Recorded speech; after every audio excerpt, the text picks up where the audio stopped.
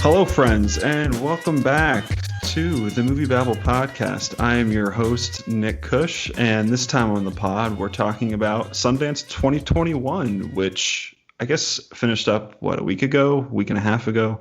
I don't really know what time is at this point for over the last year, so it ended sometime soon, but we're here to talk about it. And so joining me on this pod, first we have Spencer Henderson. What's going on, buddy? Hi, really excited to discuss foreign policy for the next 3 hours. What is the United States role in the world? No, I'm pumped to talk about Sundance. Yeah. I was expecting a kissing booth intro in there, so that was a step up for me. Don't step on my outro, Nick. But also joining us here is Aubrey McKay. What's going on, buddy? I don't know how to follow that. But, I'm here and I'm ready to talk about Sundance. Can't even make a kissing booth joke either.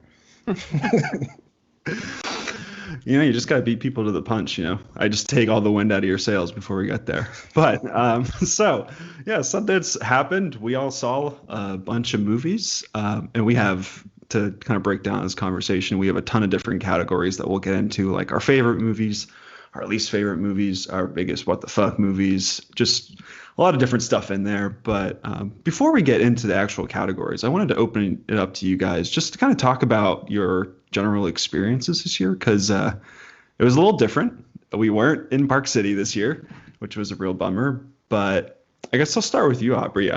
What did you think of like the tech involved in this? Did you like being at home? How was the overall experience for you? So for me, Sundance was kind of like a goal. I wanted to go for a while, and it was just never going to work. Like, I'm a teacher, so that trip will never happen unless some really radical things change. But being able to do it at home was really exciting for both me and my wife. So it was cool to be able to participate in a festival that we both love and follow. At home, the tech was great. Like, I was switching between the app on my TV, and then I used my iPad a lot because we had to travel during the film festival. So I used my iPad a lot, and everything was great. I didn't have any problems outside of a few minor miscommunications that I'm sure we'll get into. But it was great. I was impressed to be able to pull that off. It was really impressive. But yeah, I was also really impressed. I thought I was going to have a ton of issues. I always feel like I run into a tech problem at the last moment. But yeah, I had no problems at all. I saw way more movies than I normally did. I think last year at Sundance, when I went in person at Park City, I saw 22 movies. And this year, I think I saw 27 total. So it was really nice not having to wake up super early and have my morning coffee at a movie. I get to sleep in a little bit because I'm on Eastern time. But I liked it. I really want to go. I'm really looking forward to hopefully going back to Park City next year. But I thought it was really cool. Yeah, this is like it was my first obvious virtual Sundance, but I've been going to the festival for 5 years now. So it's definitely a big shift. And I did miss being in Park City, but as far as the tech went in it, I was really impressed as well. I had next to no issues with the tech. And I think that by making this festival online, I think that it, like Aubrey says, it opens it up to a wider audience. And I always would say that it's a good thing if your film is reaching farther, especially to people who, have jobs that aren't flexible and can't get up to Park City. And plus, Park City and Salt Lake for Sundance can be expensive, and it can be a trip that's tough to take. So I would say that it's kind of like a push-pull for me personally. Yeah, I think it's tough because on one hand, how big, just from an economic standpoint, how big the Sundance is to Park City. It's basically the tourism due to Sundance is kind of what makes that city go, and along with like skiing and all that stuff. But I really hope, just for their sake, and I'm sure the festival will benefit from it being in person next year, but I hope they do kind of adopt this online part of it somehow, just for like just different people, like you said, who can buy tickets and whatnot and see certain films, because I thought it was really cool. And I think Sundance has had the opportunity to kind of sit back and watch all these other festivals like TIFF and New York Film Festival, see kind of what they do first, in the virtual space, and just I thought they did really well. I had no issues other than there's no problems at all. I thought it was great. I got to watch a bunch of movies. So yeah, so I wanted to ask you guys, because I know obviously that it's more accessible because it is virtual, but since you guys have gone and I've never been, how, like, I know Nick, you said how many movies you watched. How many more movies were available for you guys to watch as opposed to being there? Like, was it a wide gap or was it just a few more? Because I don't know really how it works. Yeah, I think the festival slate, I can't remember how much less it was this year, but I think they normally shoot for like 120 movies, both features and docs, and it was like 75 this year or something like that. So it was definitely smaller in that sense, but it's kind of the same way where you have these blocks of films, and it's a little different because I think on the online software you can only choose one film per block, but I think you can kind of finagle a little bit. If you get out of one film early, you can kind of do things, go to the same block, and if you can get in another movie. But I feel like it's more or less the same. I feel like they tried to kind of replicate it as much as possible, but I don't know. What do you think, Spencer? I mean, like you said, I was definitely able to watch a higher number of movies, and the trick you kind of just talked about with the blocks, we kind of figured out, I think, on like the second or third day. And so it was like all of a sudden we were like cramming in way more movies. So I actually ended up watching 35 movies at the end of this Sundance, which was crazy. And I saw one dude watched 55, and I was like, how is that humanly possible? Like, because I felt like I didn't even sleep, and this guy just like somehow crammed 55 movies in. It was nuts. So I feel like he's lying. I don't think that's real. Like, that's like, I feel like he just like watched 20 minutes of how it ends and was like, nope, I'm moving on to something else, and then went from there. I mean, maybe, yeah. Like, because I was trying to figure out how that was humanly possible. I seriously was, because I was getting like not much sleep doing what I did. So it was a mistake. 34. I saw 34, and I couldn't have improved on that number. Yeah. 34 was the max to where I could go and could handle, to be honest. Yeah. Well, to that guy, I guess I salute you in your troubles and what you do. But we'll move on to our categories here. So the first one we have here is the most Sundance movie. So this goes to the movie we think most aligns to the general perception and reviews of the festival. I feel like every year when movies premiere at Sundance, you always know this is a Sundance movie, quote unquote. So I think we'll start with Aubrey. What is your most Sundance movie? So I struggle with this one. As someone who puts things in categories pretty much all of the time and ranks things, this is just a strange hobby that I have. This was a really difficult thing for me to do. Because when I think of a Sundance movie, I'm thinking of something obviously, really small, but it has people attached to it that are familiar. Generally, what I've seen from a Sundance movie is something that's skews a little bit darker and it's a little edgier, and there's just a lot of those. And so I had a hard time kind of picking my way through it. But I think for me, the answer is on the count of three. It's when you kind of peel back everything that I think about when I see a Sundance movie. Gerard Carmichael is someone who is pretty familiar. Christopher Abbott is someone who's pretty familiar. There's names all throughout the cast. It skews a bit darker, and it's pretty edgy. So for me, it's on the count of three is probably what I would say is the most Sundance of all of the Sundance movies. Yeah, on the count of three was one that I kind of had pegged too, because it seems like after it debuted, it got kind of that Sundance hype immediately from a lot of different people on film Twitter. Not that film Twitter is real life, but it does, I guess, counts for something in this case. But it did really seem like that, because you also have Christopher Abbott, which Spencer and I are just like absolute, like we're too nuts for Christopher Abbott, honestly. But he's in there doing some crazy shit as per usual, and I think this is. He had The World to Come here as well, so I feel like he's kind of a Sundance staple at this point because he had 2 movies last year as well. But yeah, do we want to do our on the count of three conversation now? I feel like this is the time to kind of go deep into it. I'm fine with that. That's cool. Let's do it. So, Spencer, what did you think? Well, I guess to kind of like piggyback a little bit off what Aubrey said, this was also my choice for the most Sundance movie, for a couple of reasons. I guess like this is a pretty subjective question in my mind. Like you have your movies that people associate with Sundance, you know, your Little Miss Sunshines, your Napoleon Dynamites, and those types of Sundance movies, the kind of quirky, offbeat ones. And then you have like the type that I kind of try to associate with Sundance, which is like the crazy, weird shit. You have like, are we allowed to swear on this podcast? No. How dare you? No, I'm just kidding. Go ahead. Okay, all right. Shit. Crap. But yeah.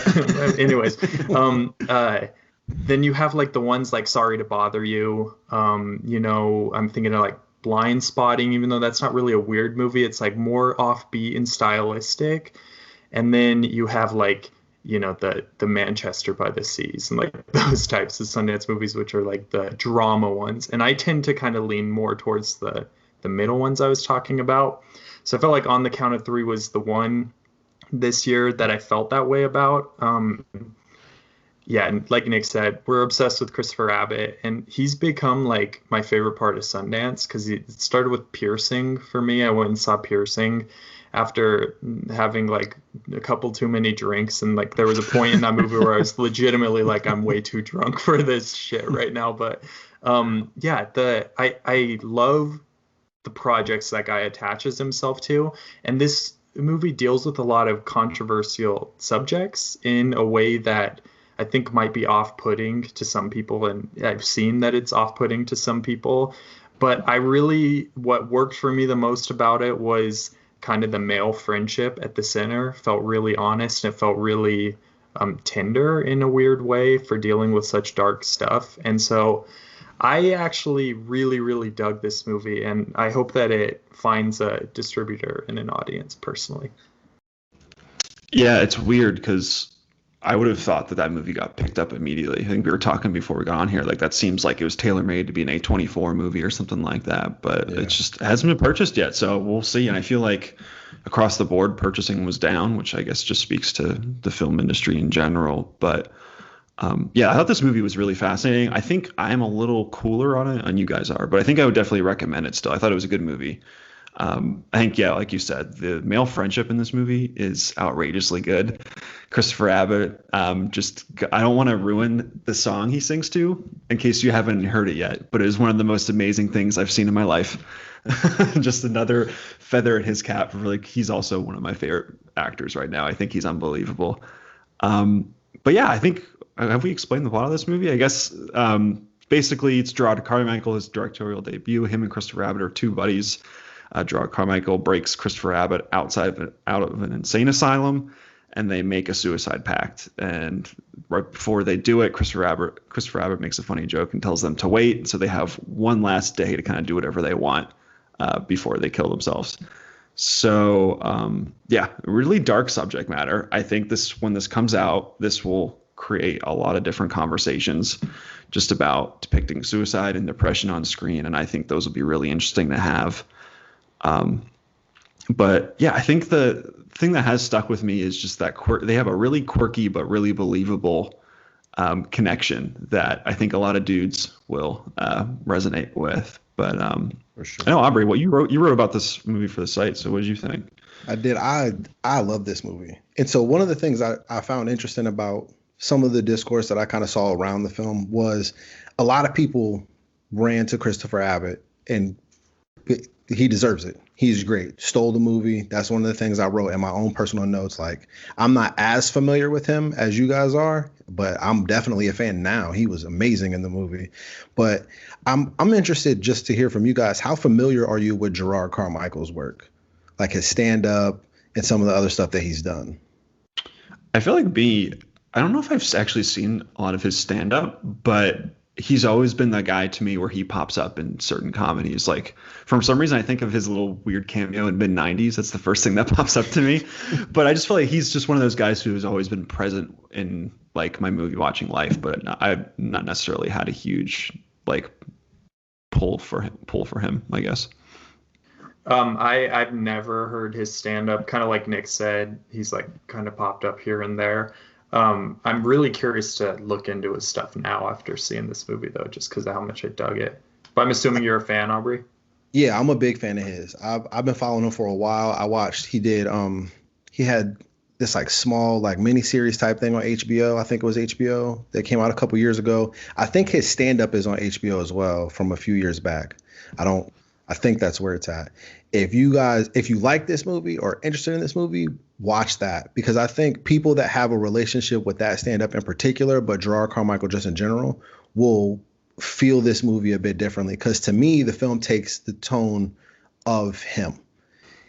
He's really sarcastic, really dry. His humor isn't really about like kind of overt jokes. It's about kind of like observations and just kind of like sensibly reacting to something. And he always addresses dark things and turns and finds the funny in something that's dark or inappropriate. So to me, this movie felt very comfortable from the beginning, because I'm so familiar with him and I'm such a fan of his, and I love those sensibilities. So I was in from the beginning, and I'm laughing at things that I like. When I'm done laughing at them, I'm like, I don't know if I should be laughing at this. I don't know if this is funny.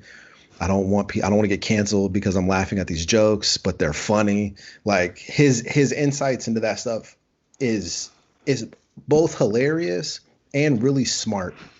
And he's really clever as a storyteller. So seeing him being able to direct a film this way, I was impressed with him too, being able to pull this together and balance these themes and ideas in a way that to me never comes across inappropriate, even though if this movie gets picked up and is seen widely, I'm sure it'll have some struggles with some people. But I love this movie. Yeah, I think that there's going to be a lot of think pieces surrounding this movie, to say the least. Sure. But yeah, it's a movie that's full of like really interesting contradictions, because there's the one we live in a country where it's like, oh, like we're supposed to consider like life is supposed to be the most important thing ever, but then Christopher Abbott has this really funny joke where it was like, it's so easy for me to have this gun, how is this possible? His gun stuff is amazing. His gun stuff is amazing. One of the funniest scenes I've seen in a movie in a while is him in the convenience store. It just is. It's just brilliant work. Yeah, Chris, my God, he's so good in this movie. But yeah, I think there's a lot of those really funny things kind of woven through this movie, where it's like we should be considering life at all costs, but they're like, hey, these are all these really weird things that kind of go against that, and I think that the movie points those out really nicely. But I'd have to say that I thought this part of me thinks that this like the view of depression was a little simplistic in parts. I guess I would go into spoilers to really explain why, but I feel like Gerard Carmichael's character's arc is a little too easy for me, and how it wraps up.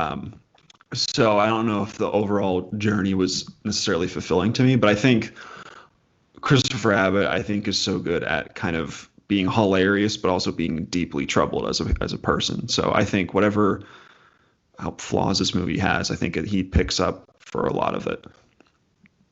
Yeah, I mean, like, I totally see what you're saying with that, Nick, about the kind of where things go with certain characters. I feel like that added some interesting kind of dramatic tension into the movie personally. Just that's me, but it might feel a little bit easy on further reflection. I kind of see where you're coming from with that. But like I thought that overall this movie really worked for me, and it's trying to comment on a lot of things. It kind of feels like one of those movies, kind of like a Sorry to Bother You, that's throwing everything at the wall since they might not get another chance to make another movie. And I tend to like it when filmmakers are kind of just trying to comment on so many, like Guns in America is a great example, mental health, suicide epidemic, all these things. They're things that are personal to a lot of people, and I thought the movie was really provocative and interesting personally. Yeah, I think you make a good point, Nick, because I think you're right. But I read his kind of development being that simplistic as a way to showcase how important what Christopher Abbott's character is going through. So I read it to be almost intentionally shallow, to kind of prove that like there's levels to this. And that's Oh, that's fair. I don't know if that fully holds up under any kind of criticism. Like I don't know if it holds up, but that's how I read it. But I definitely see what you're talking about too. Yeah, I think that's fair. It's definitely a conversation starter of a movie. And it's also only like 84 minutes, which is just the music to my ears. It's just perfect. More movies like that, please. Exactly. I'm not complaining about that. But I guess we'll move on to my most Sundance movie here, which I picked a movie that, well, I guess I'll just say what it is. It's Coda, which won the Audience Award and the Grand Jury Prize. So people are going nuts for this movie.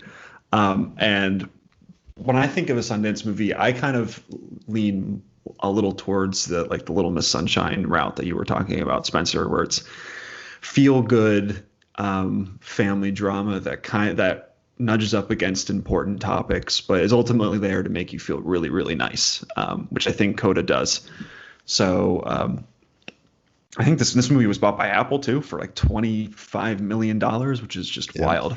That's just Apple just like throwing their dick on the table and being like, here's our pocketbook. We could just write a number down. We'll buy it, which is just crazy to me.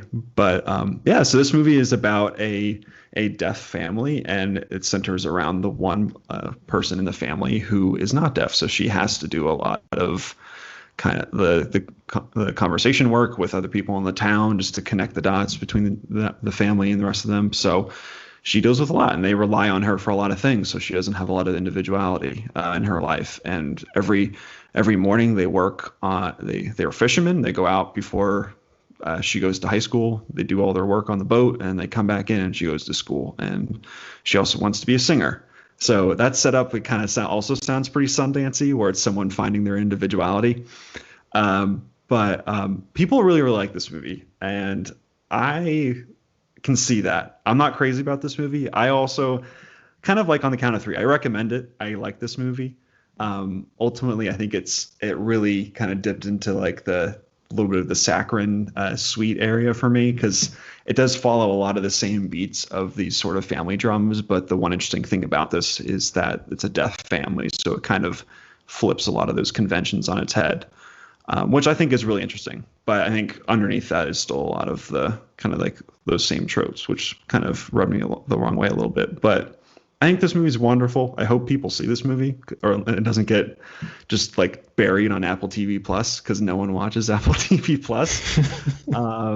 But yeah, I like this movie. I thought it was really cute. Definitely a Sundance movie. I love Coda as well. I feel like this is starting off me being very repetitive, but I love this movie too. Now, I will also say I'm a bit of a sap, and I am a sucker for coming of age stories.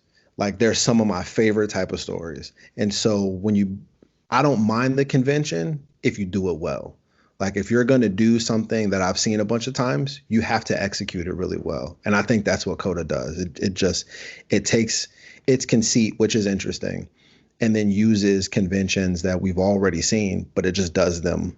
In my view, it does them very, very well. And so it just works. It hits all the emotional beats, even though I see all them coming. It hits all of them. And it just works. Like, I enjoyed watching this movie. I watched it twice. Like, I'll watch it. I'll be the one that watches it on Apple TV Plus. But it's one of those things where it's an easy recommend, because I don't know anyone that wouldn't like it. Like, it's just, or wouldn't at least enjoy it. Like, it's just a solid, well-made movie. Yeah, you're kind of an awful human being if you don't really like this movie.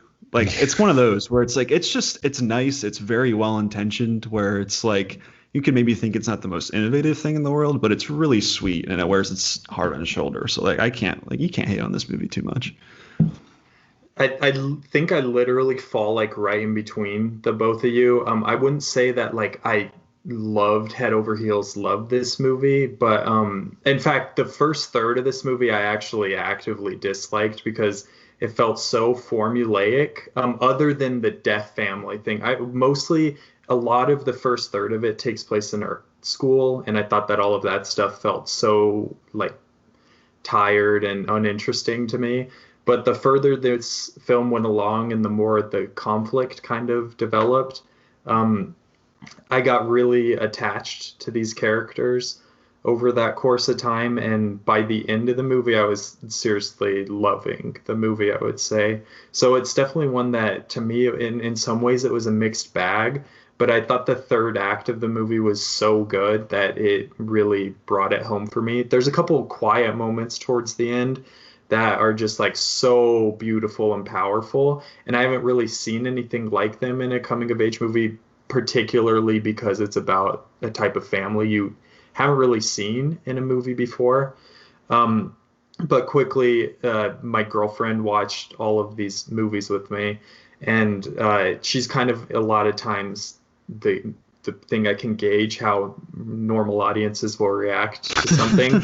And she was like nuts about Coda. Like, she literally thought it was like the greatest thing she had seen in a long time. 5-starred it on Letterboxd. You know, she was like, she talked about Coda for the rest of the festival pretty much. So I think that it has the kindred stamp of approval, and so maybe it'll find an audience and they'll connect. But don't you guys think this would do well in theaters if it got a theater run?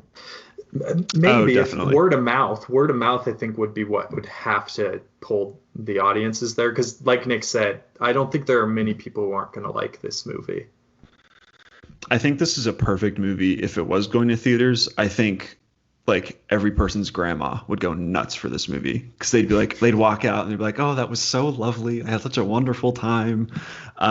So I think there was a chance, but obviously who knows when theaters are coming back. Yeah. But I mean, it's good for Apple. I don't know. I mean, I guess they win again. I don't know. Well, we'll see if people actually go watch it. Yeah, really. I hope people watch it. It's really cool. But yeah, I guess we'll move on to our second category, which is the best midnight section / just general horror movie. So I think the midnight section was actually the smallest of all the sections this year. So I wanted to also include a few other horror movies in there, because I feel like they're in the same vein there. So I'll start this one out. So I wanted to mention, I don't know if this movie is my favorite, but I had a really good time watching Ben Wheatley's In the Earth, which is his pandemic movie that I think it was one of the first productions back from COVID last summer in the UK. So this is basically, there's hardly a plot in this movie, but it's two scientists are going out into the woods to go find another scientist who's been missing, and then just crazy shit happens for an hour and a half. That's basically the movie. It's at one part, like, you think for a second that it's going to be two people walk in the woods for an hour until something happens in the third act. That's kind of creepy, but immediately, like, they're sleeping in their tents at night, and someone like beats the shit out of them, and they fall down a hill, and you're like, what is happening? It's like total whiplash right away. And from there, like, the way this movie like shows insanity, because I guess the virus itself, the movie is about a pandemic pretty close to COVID, but it's about something that's coming out of the earth, hence the title. But it's the characters, the way this movie acts is that the characters aren't aware of how crazy everything is happening, so they're trying to interact with each other, but nothing makes any sense by the third act. It literally, like, you couldn't, like, if you tried to take this movie literally, you would have no idea how to explain it to somebody. But like the whole everything is just falling apart by the third act, and it just kind of just descends into psychedelic, trippy craziness with a lot of really good practical gore effects in there too. There's a crazy guy just out in the woods who's like weirdly pleasant at times, but also kind of sinister. There's also a folklore pagan thing in there as well. It's a very weird movie, but I had a lot of fun with this, and I think Neon picked it up. So that's my pick. It's a strange movie. This is a strange movie. I went into it with an open mind and an open heart, and I was like, this sounds interesting, and I was here for it. I was here with it for a while, and then when it kind of drifted off, it lost me. And I heard some people compared it to Annihilation, I think, which I found that to be an apt comparison, because I didn't really love Annihilation either. And I think for me, I'm cool with things that require me to think. I'm cool with things that require me to put it together. When you get into like a complete abstract thing where it's like no one knows what's going on, that's when I'm a little bit lost. And that's where I feel like this one went in the third act. And it lost me a little bit. I liked the first half, but the second half lost me for sure. Yeah, it is one of those where literally nothing makes sense in the end. So you can say like, oh, it's abstract and it's up to your interpretation, but that also kind of does hide a lot of messiness that's in this movie. But I do like how Ben Wheatley, he kind of just like plays with the form as well. Like there are scenes where it cuts between a really nice looking camera and then a clearly like a lo-fi, more like video-y looking camera. And there's like certain scenes where he throws in a few black frames between cuts, and it's just very jarring. So in that sense, I kind of got on its wavelength a little bit because it's just very, very weird, and it's totally into its own idea of, hey, let's just have all of this go into insanity, and even the structure of the film itself, which I thought was kind of fun. I think that would be, I would be interested to see how that movie would play in theaters, because I could see a lot of people being like, that was the dumbest shit I've ever seen in my life. And then a lot of people who get on its wavelength and be like, oh, that was pretty cool. That was a fun movie to see late at night. So I don't know. I think Neon picked up this movie as well, or I think I said that earlier, but I would have liked to see this movie in theaters, I guess. It definitely would get an F cinema score. I have no doubt in my mind. For sure. I agree more with Nick on this one. The only thing I'll say about it is that Joel Fry's foot goes through a journey in this movie. Oh my God. His foot is the most interesting character in the entire thing, I would say. Ben Wheatley loves just messing with his foot. Like as soon as you think it's better, it's like, no, let's like put some more shit in there, like mess around, make that gash a little more gross. It's really funny. He's having a lot of fun with it. But yeah, that's In the Earth. Really fun movie. I'm looking forward to that. Actually, people get to see that in the world. But Spencer, why don't you go next? Yeah, so mine actually isn't a midnight movie. Real quick, I just want to say about the midnight section. Midnight is usually my favorite part of Sundance because like I love horror movies, so they're like my favorite genre. So I was really excited, and I was like, oh, I'm going to catch every midnight movie this year. There's a lot of like thrillers this year is what I noticed. Like there's a lot of really dark, really disturbing thrillers. But one movie that's a horror movie that was outside of the midnight, I think it must have been World Dramatic. It's called 8 for Silver. And I'm pretty sure the reaction to this was kind of mixed. But if you were going to make a movie for me, like specifically for me, it'd probably be a horror movie because it's my favorite genre. I love werewolf movies, so automatically I'm in with any type of a werewolf movie. Like American Werewolf in London is one of my favorite movies. And then gothic horror / period horror, like I'm such a sucker for. I am the guy who says Crimson Peak is in like the top 5 most underrated movies of the 2010s. So I would say that 8 for Silver really, really worked for me. You know, you got what's the lead actor's name? I don't know why I'm blanking on it right now. Is it Boyd Holbrook? Boyd Holbrook, yeah. You got Boyd Holbrook like as this pathologist. I don't know, I couldn't think of that word either. Who he goes to this town where weird shit is happening. There's stuff with gypsies going down. There's just a bunch of crazy stuff in this movie. And this is one of those movies that you're like, the scale of it for a Sundance movie especially is pretty impressive because it had to have some type of a budget. And it's like a hard R, gory horror movie that at parts it kind of reminded me of John Carpenter's The Thing. But it's a completely new take on the werewolf kind of mythos. So I found it really interesting. I do have complaints with that. I don't think it's a perfect movie for sure. They'd get into spoilers with it, so I won't go into them. But as far as horror movies go, I feel like this is kind of the no-brainer. This one for me is what I would put as my number one of the Sundance Film Festival. 2K21. Boyd Holbrook against werewolves just has me sold. I didn't get a chance to see this movie, and I'm really bummed I didn't. But that in and of itself just sounds amazing to me. I got to see it, and I can speak to the craft that you were alluding to, Spencer. Like, it's really well made, looks great. The effects are really, really good. Like that stuff I was blown away by. Where it fell short for me was just on the tension. I didn't feel a lot of tension going through this. It felt a little bland or even flat. And so the craft got me through. I enjoyed it. I'd watch it again for sure, but I wanted a little bit more tension from it. But it's solid. It's fair. Do you want to give your pick, Aubrey? Yeah, so I guess mine would fall in that thriller category. I'm not even sure if it was a midnight movie. I didn't see it at midnight. I saw it at like 7 a.m., which is a weird time to watch this movie. But mine was Knocking. That was a midnight movie, by the way, Aubrey. It was. Okay, we're good. So then I fit it in the cat. I didn't really cheat then because it was a midnight movie. I think this whole category is a cheat because I just wanted to talk about In the Earth, which I don't think is also in the midnight section either. So whatever.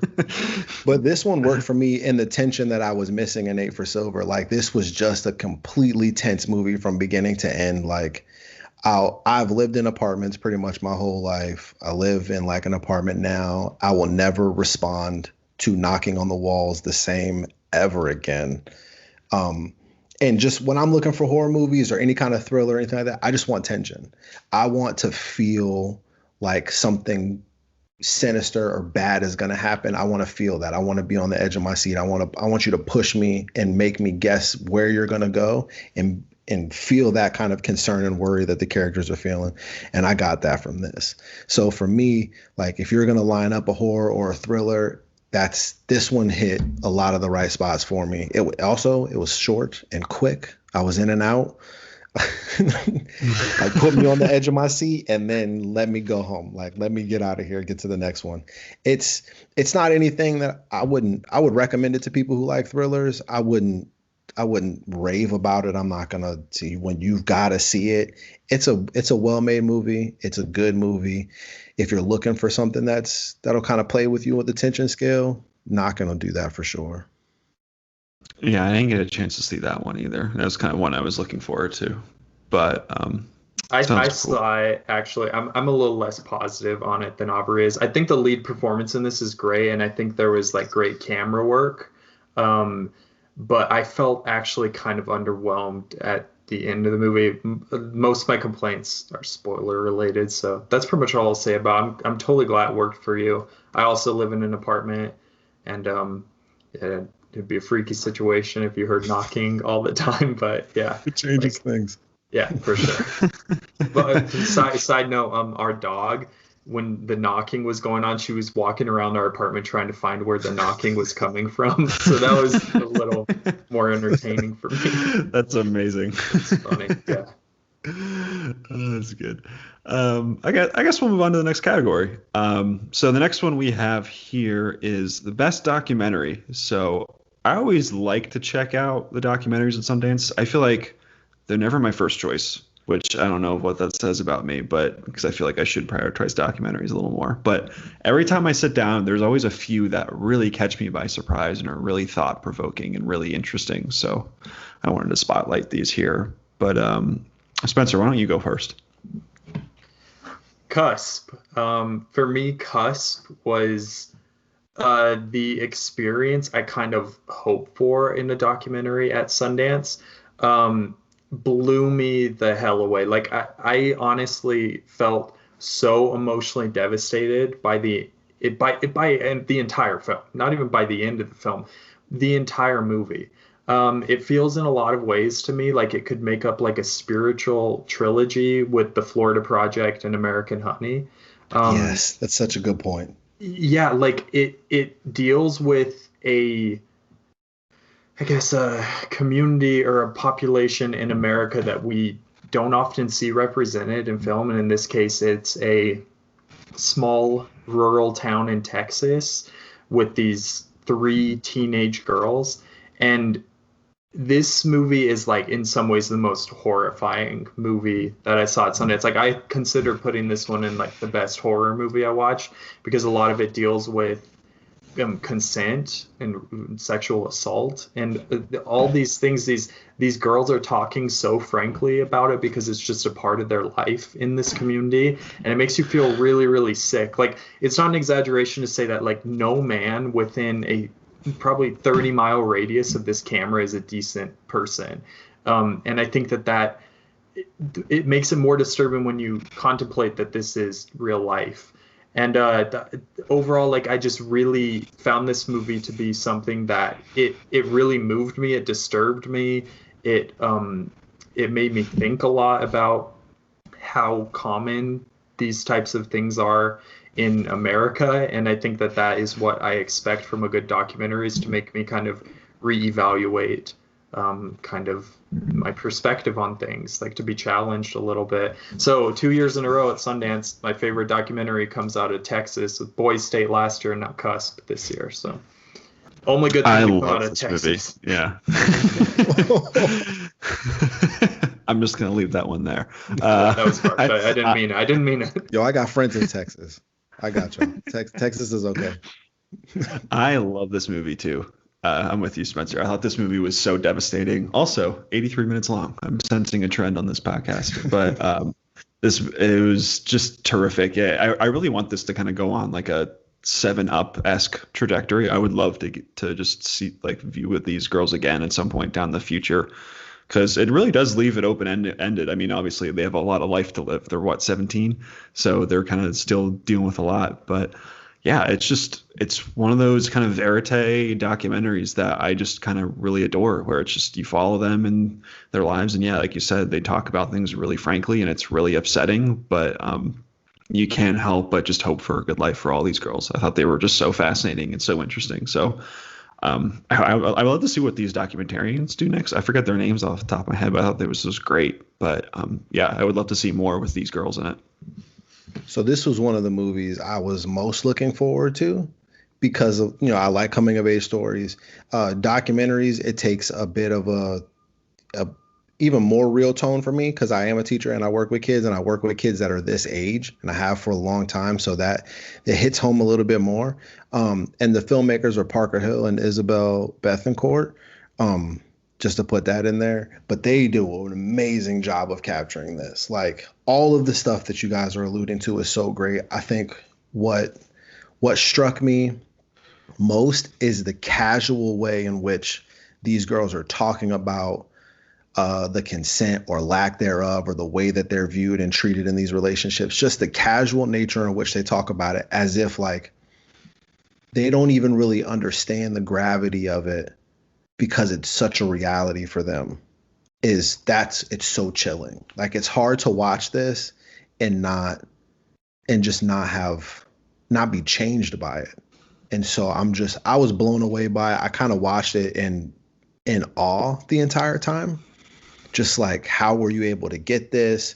Which from what I saw, it was pretty random how they even got to meet these girls and then do this. But the stuff that they get is amazing. I love the comparisons you made, Spencer, because those are really good comparisons. I'm blanking on the documentary that it reminded me of, but it came out a couple years ago. It was skateboarders, and it was so good, and I can't remember it, but I'm going to get the name in a minute. And it reminds me of that, in a way of just like capturing just a reality for certain people that gets overlooked really easily. Yeah, I think this was a highlight for a lot of different people. So I encourage people to check it out whenever it becomes available. But I guess my choice was a really interesting, it's kind of an essay almost, but it's called All Light Everywhere. And I could see a lot of people watching this and saying that was one of the most pretentious things I've ever seen.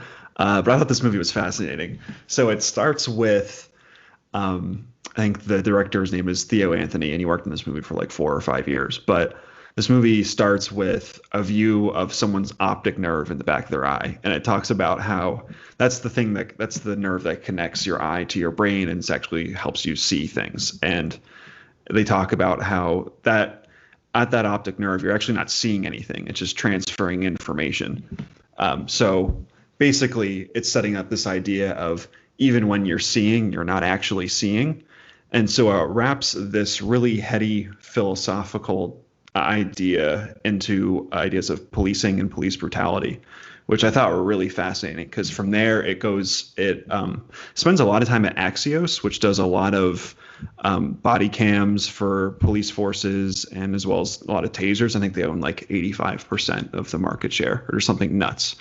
But they go on this really interesting philosophical debate of talking about how body cams, where they may not necessarily people who are making them may not necessarily have bad intentions, but they're fundamentally asking the wrong questions because they're viewing only a picture, only a little bit of the frame and what is possible. And like when there's like a police encounter with somebody, like it's not telling the whole picture, and it's inherently biased in what it's doing.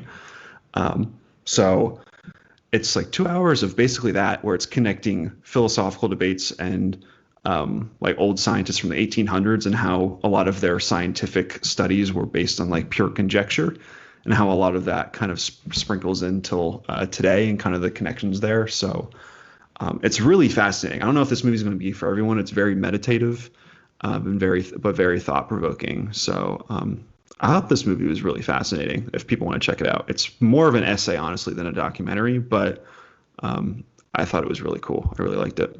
It sounds like it's for me. I didn't see that one, but I'm mad I missed it now. That sounds great. Yeah, it gets you thinking, because there's so many different things. They show this one guy who is trying to create like this God's Eye drone in Baltimore, which I think it came in the news, and like they just like covertly did it and people were really mad about it, but he's trying to bring it back. And it's basically just to have like a God's Eye view of like just neighborhoods at all times. And it's showing how like I get like people like documentaries basically going into it with like, I get what you're doing. You're trying to be really safe and like trying to look out for crime, but you're just going about this the worst way possible. So I thought it was, I hope people will look this one up. It's really, really interesting to me. But Spencer, I guess, or Aubrey, I think you're up. Why don't you pick yours or tell about yours? Yeah, so before I do that, if you weren't able to gather which documentary I compared Cusp to from the amazing clues I left you, it's Minding the Gap. So maybe I can save a little face with my wonderful description. Minding the Gap is the movie I thought about when I was watching Cusp. I love Minding the Gap, Aubrey. That movie was incredible. Also, Sundance movie. So it was so good. Blew me away in a similar way, just the way that it kind of highlights an aspect of life that's easily overlooked because you just don't experience or see it. It is beautiful in that way. So Cusp, there was 3 documentaries. I watched a lot of documentaries. I kind of used them as palate cleansers in between movies to kind of just like, okay, I could take a break from seeing like, a bunch of gore and horror and censor, and I'll watch, a bunch of kids try to go to college.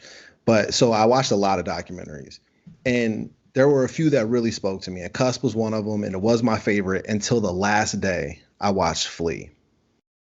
And Flea is this harrowing story of this man and his family trying to escape. I don't remember which country they were in, but I know he ended up in Russia a long time. He tried to get out of there. I think it was Iraq, if I'm not mistaken. And this documentary is everything I love about documentaries and films just in general, because I want to experience things and see things that I didn't know. I want to learn things that I didn't know, and I want to understand perspectives and the way people are living their lives in ways that I could never imagine on my own. And this story is moving, it's chilling, it's horrifying, and it ends up being just so beautiful. It's one of the better documentaries I think I've probably ever seen, just because of how it made me feel, but also it looks incredible. Like the animation is great, and the idea of doing that and the purpose behind which they did it is very clever, and adds to the meaning and the feeling that you have with it. It might be the movie I would recommend people to watch from all the movies I watched at Sundance. It's just amazing. It was Afghanistan. I was mistaken. It's Afghanistan, the country that he fled as a child. Yeah, Flea is amazing. That movie's it really knocked me back too. I think I saw it on its premiere, and it just really blew me back. But yeah, the animation in it is so great, and I thought it was really interesting because for a while there, it conceals his identity. The guy talking, I think they mention his name like later on in like the third act of the movie, but. I thought it was a really interesting tool that a lot of documentaries can use too, to conceal identities and tell harrowing stories that need to be told. So I think this movie was also picked up by Neon. So I'm sure people will be seeing this too. Sense. Yeah. So I hope people will get to see this movie because it's really terrific. Ditto. I mean, like you guys pretty much covered the bases with this one. I also, like Aubrey, saw it the last day. and I like am.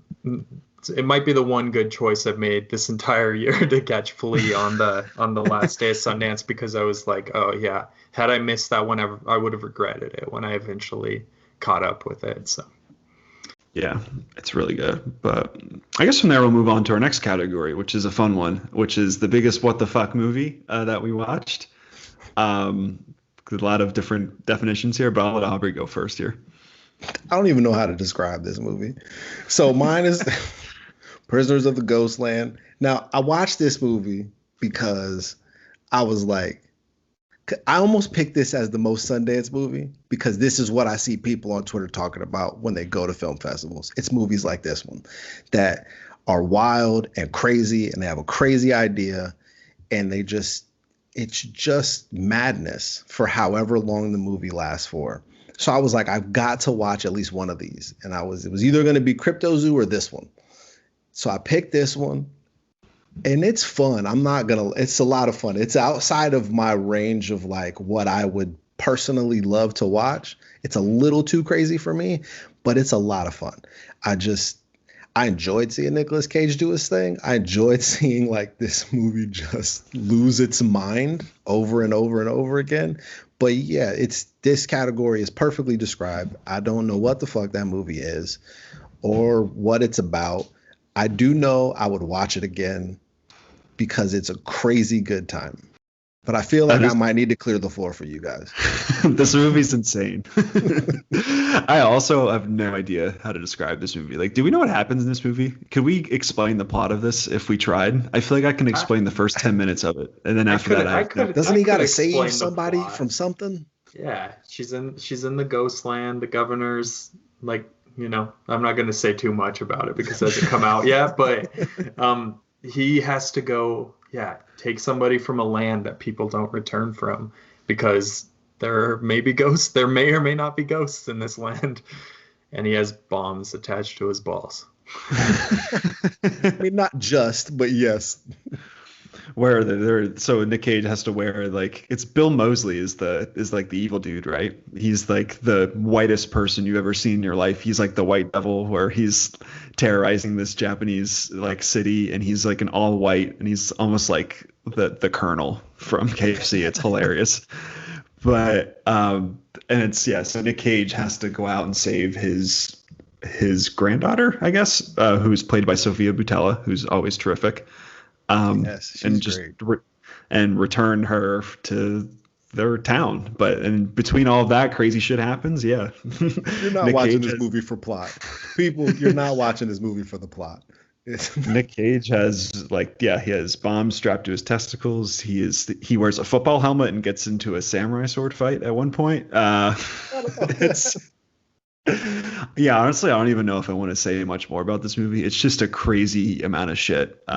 It's really interesting. I listened to the Q&A of it, and they talked about how it's just ultimately like a mismatch of like Eastern and Western sentimentalities. Kind of just they've like threw them all together and see what happens. And so I'd be interested to see if I watch this movie again, if I pick up on that a little more. Because it does dip. Honestly, the movie feels like it's like this whole surreal thing where it's like, wait, did I just miss 5 scenes? What happened here? I have no idea. He's back in the Ghostland. What's going on? But yeah, I think Spencer liked this movie the most out of all of us. So yeah, I mean, this is in the running for my favorite movie of the festival. I think that what surprised me so much about it is like, Akira Kurosawa is my favorite filmmaker, and I love his samurai movies, and this felt like an homage to that, but also an homage to like spaghetti westerns from like Sergio Leone as well. But it also had that wacky Nicolas Cage energy that it brought to it. So it's like if you put all of that stuff into a blender, and like Nick said, what they said in the Q&A, kind of, combining these Eastern and Western sensibilities, it comes out looking like this. And I thought that it was just a total blast from beginning to end. I do not think it would be the same movie it is without Nicolas Cage. Like, he is doing something that I would probably argue no other actor could do, to the level and extent that he is. He's really, really going for it in this movie. And I admire the commitment. I like movies that are crazy. Once again, this feels large scale. In some ways, I was reminded of Mad Max at points in the movie. Not Fury Road, but more like Thunderdome, that kind of tone of Mad Max where it's more corny and cheesy, but just like really fun and goofy at the same time. You know, like this movie is like one step away from having like Master Blaster from Thunderdome in it. So I would say see this movie if what I just said sounds interesting to you. If not, and this does not sound like your cup of tea, then avoid it because you're gonna hate your life watching this movie. You gotta know what you're signing up for and be okay with it. But it's fun enough. I enjoyed it, and these usually are not the type of movies that I go for, but I had a good time with it. Yeah, and Nick Cage at one point says testicle, and it is one of the best line readings I think I've ever seen in my entire life. Dude, that entire speech is seriously like it's on the same level as other great film speeches, in my opinion. Like I love that so much. It was so good. Nick Cage, he's a treasure. I think I'm gonna go. I'm gonna national treasure. One might say. Oh wow! I see what you did there. I think I'm gonna piggyback off Aubrey a little bit and go into my biggest what the fuck movie, and this is Cryptozoo, which is so weird. I don't even know how to describe this movie. It's basically the best way I can put it is it's a hand-drawn animated movie, which basically the entire movie looks like Napoleon Dynamite's drawings, like his Liger drawings, and I'll get more to that in a little bit. But it's that, and it's like if LSD could like be infused with animation itself. So Cryptozoo is this very, very weird movie. Like I said, 2D hand drawn. And it's basically, if I had to describe this movie, it's basically Jurassic Park a little bit, because it's about this adventuring woman who's trying to save all of these really bizarre animals. Like they're all these crazy mythical beings. Like there's like dragons, and then there's this kid who has a face in the middle of his stomach. It's very creepy. But there's just all these crazy, like there's like this dream little monster thingy. It's just all these really bizarre like fever dream kind of monsters. But she's trying to save all these people. And there's kind of like a Vincent D'Onofrio Jurassic World character who like wants to weaponize all these characters and basically use them in the army. So that's basically the movie. So they're trying to save all these animals in their park. But it's I don't know how to describe it. One of the first 15 minutes, I think I was laughing harder than any other movie I watched at Sundance because it's so weird. And I think Michael Cera plays one of the voices for like 10 minutes. And then his character meets a certain conclusion. I'll leave it there. But yeah, Cryptozoo is a trip. I imagine this movie would be amazing with just getting high or like any other kind of drugs. Watching this movie sober probably isn't the way to go. I didn't get to see this one, but this is how easy I am to watch a movie. You described what sounds like a terrible time, Napoleon Dynamite style animation. Then you said Jurassic Park, and I was like, I'd watch it. That's like, honestly, Nick, I didn't even make the Jurassic Park connection, but now that you're saying that, it seems like a heavily inspired Cryptozoo. I saw this one. I was expecting it to be like a little more crazy. I would also probably compare it in a way to like Heavy Metal in the sense that it's like adult animation. Like it's a hard R rated, really hard animated movie. Yeah, like the graphic nudity throughout the entire movie.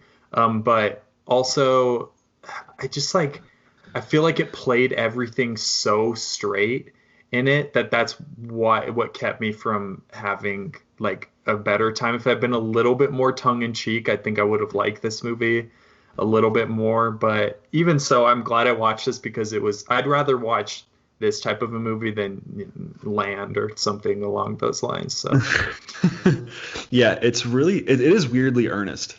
Like it really loves all of these animal creatures, which I guess is kind of endearing. But yeah, the movie it does wear a little thin in the end. It probably would have worked better as like a 30-minute short or something like that. But agreed. Yeah, it's one of those that you see at Sundance. It's a one of a kind thing. So if you're in the mood and this kind of sounds like your bag, I recommend it. But Spencer, why don't you go with your pick? Yeah, I mean, for me, it's most definitely Strawberry Mansion, which kind of like Cryptozoo. It's legitimately unlike anything I've ever seen, like in my entire life. I'd like to say that this seems like, I know people oftentimes will use the wrong term when they're talking about a Lynchian thing, but it kind of reminded me of Twin Peaks in the sense of how the characters interact with one another and the way that it's being surreal in the film. That kind of made me think of that. Also kind of reminded me of like Too Many Cooks, like that type of experience. Like, for example, I wrote this in my Letterboxd review. There's a scene with a frog playing a saxophone on a beach, and that doesn't even crack the top 5 weirdest things you see in this movie. So I would say that, like, if that intrigues you and that sounds interesting, I would check this movie out. The general plot of the movie is, like, there's this guy. It takes place in the, like, future, but it's like a retro future at the same time. And he goes to this old woman's house, the titular Strawberry Mansion, to attempt to, like, audit her dreams, which is, like, already super weird. But he starts to discover things about this lady throughout the course of this movie. And she has a turtle that's name, I think, was like Sugar Baby or something in the movie. So, like, there's a bunch of really weird stuff. But I had a great time with Strawberry Mansion. I think that I'd be really curious to see where this filmmaker or filmmakers, I don't really know how many people were involved, I should have looked at, but where their career goes next, because this is certainly singular and one of a kind. And even though I don't think it completely sticks, I had a great time watching this film. You had me at frog playing the saxophone. I don't even think I listened to anything else you said. I'm in. Oh God, yeah, that was. I always live for the just like the weird, what the hell is happening Sundance movies, because there's always a few of them. But I guess from there we'll go to a little bit of a downer, which this category is our least favorite movie of the festival. And the funny thing is, we all hated the same movie the most. So I guess, Aubrey, take it away on why you hate how it ends. I knew every movie wasn't going to be good. I didn't think the one that had the most people in it that I knew was going to be the one that was going to be bad, though. How it ends just doesn't work for me, because I don't really think anything's going on. It doesn't appear to have much of a direction. The humor is half-baked at best. It never really comes together in a meaningful way. I didn't find anybody interesting. I didn't really connect to what was going on. Honestly, it was just bland. And so it's less of a hate, because, like, I don't feel anything about this movie. Like, I just watched it and it was over, and I was like, this wasn't very good or impactful or interesting. Like, I'll probably never think about this movie again. Yeah, I hated this movie. I passionately dislike this movie. So I think it was directed by Zoe Lister-Jones, I think, and then also by Daryl Wayne, I think, her husband. But yeah, this movie I think was made during COVID. So, and you can kind of tell because it's super half-baked. But basically the idea of the story is that's just Zoe Lister-Jones also stars in the movie, and she is tagging alongside of her is her former younger self, which is just like already like, oh, okay, we're doing this kind of thing. But basically the world is going to end and everyone's trying to get to this crazy party on the last day of Earth. And she just kind of walks around the streets of LA and says hello to all of her famous friends that I guess were available for 5 minutes to record a scene. And then we move on from there to the next famous cameo. And that's kind of it. And then there's like this kind of sappy thing about finding yourself again, because you have the whole traveling with your former self thing, which is just pretty stupid. But yeah, it's just like there's just famous people thrown in there. I hope Charlie Day got a good paycheck for this movie. That's all I'll say there. But yeah, I don't. Fair enough. I want Fred Armisen to get the payday. He was great. His couple minutes were amazing. He was the one part I didn't hate, because everyone else is just like, it seems like they just kind of were like, hey, we're making this movie, so are you free tomorrow? Okay, cool. We'll just kind of vamp when we get there and just do felt like. Yeah, and by Just the way, show we up don't and have a say some script. Which is like, I get it, because I feel like we've already had a few COVID movies. Like we had that Locked Down movie with Anne Hathaway and Chiwetel Ejiofor already. It was on HBO Max, and there's a bunch of others too. So I kind of get it, where it's like, what are you gonna do? It's COVID. Like it's really hard to make a movie right now. So I can't exactly hate the idea of like actually making this, but it just wasn't funny. It was just a bunch of people trying to just do improv for an hour and 20 minutes. That's probably the best part of the movie, that it was really short. Yeah, it was just people trying to be funny, and it really wasn't. There's really nothing to it, and then the movie's over. But yeah, that's it. Yeah, I mean, you guys pretty much covered it. I thought it was terrible. Like, I mean, I I didn't know that it was a COVID shot movie. It was shot during the pandemic or anything, but like I'm pretty sure like 2 minutes in I figured out, just because of how things looked and all that. But it feels so lazy and just like uninspired. In some ways, it seems kind of like it's trying to do a Richard Linklater Slacker kind of thing, where you have characters just talking. But like, I guess the difference is that movie has the characters are saying some interesting things in it, and there's like some conversations that are moderately compelling, and at the time that hadn't really been done before, that type of mumblecore type of, or that breed of mumblecore movies. And I hated this movie. I don't have much more to say. It was awful, and I regret every second I spent watching it. Yeah, the less said about how it ends, the better. So we'll move on. Our next category is kind of a half step up, I guess, but this is our most okay movie of the festival. So kind of the movie that just had you with a shrug.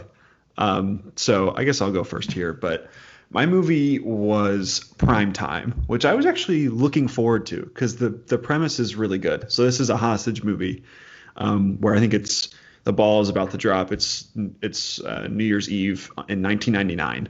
I feel like they mentioned that it's 1999 like 50 times, but it doesn't really play into the movie. But so this is a Polish movie, and they're doing like, this is like this, not an infomercial like station, but they're doing like these like weird like giveaways and like callers in and stuff like that.